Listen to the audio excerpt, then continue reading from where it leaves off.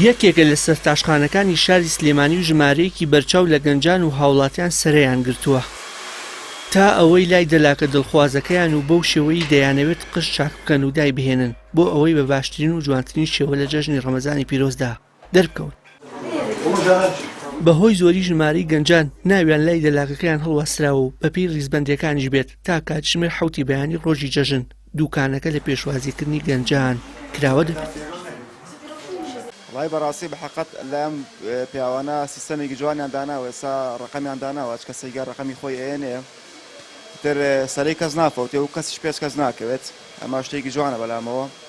من تقریبا سعات نوێکە هاتووم تر ڕقەمی خۆم ئێستا سەرەمە هاتووم دانیشتم تۆزێ قەناغ سوشتم بۆ ڕێکاتە و مقژێکم بۆ دایانێ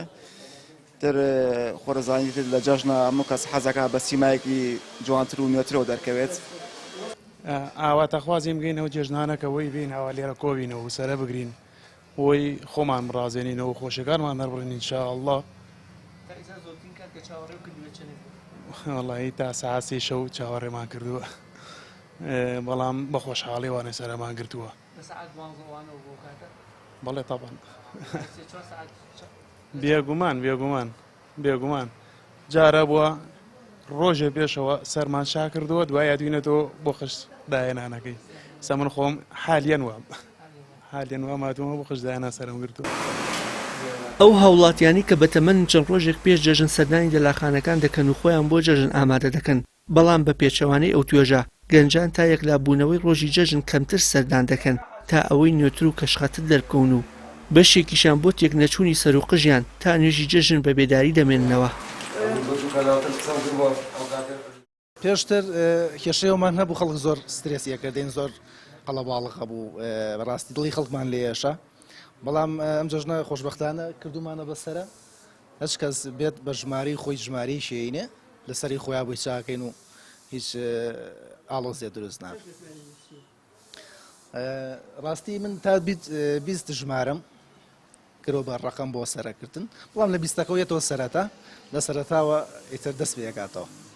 زەختێکی زۆر کاکەوێتە سەرمانیتر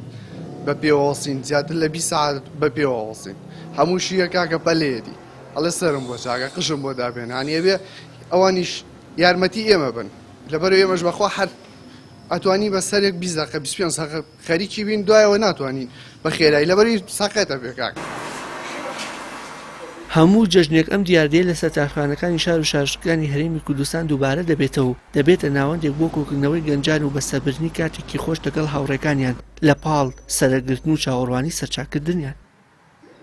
هاوشێوەی دوکانی ڕابردوو لەم دوکانەدا ژمارەیەکی بەرچاو لە گەنجان و نەوجەوانە لە چاوەڕوانی ئەوەدا سەرچاو بکەن و لە هەماندا قژدا بێنن تا ئەوەی بە شێوەیەکی نوێتر خۆیان بۆ هاتنی جەژنی ڕەمەزانی پیرۆز ئامادە بکەن و لە هەمان کاتە دەرفەتێکی باشە بۆ کاسبکاران تا ئەوەی جیاواز لە ڕۆژانی ڕابردوو دەستهاتێکی زیاتر بۆ خۆیان وەچن بخەن وەکو خۆشیان دەڵێن جەژنەکەیان لە یەک جەژنەوە دەبێ بە دوو جەژن.